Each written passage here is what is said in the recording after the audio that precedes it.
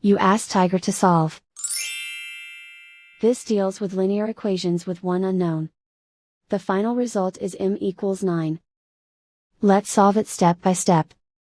Group all m terms on the left side of the equation. Add m to both sides. Group like terms. Simplify the arithmetic. Group like terms. Simplify the arithmetic.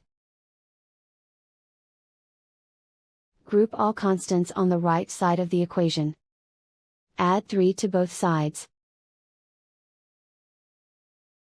Simplify the arithmetic.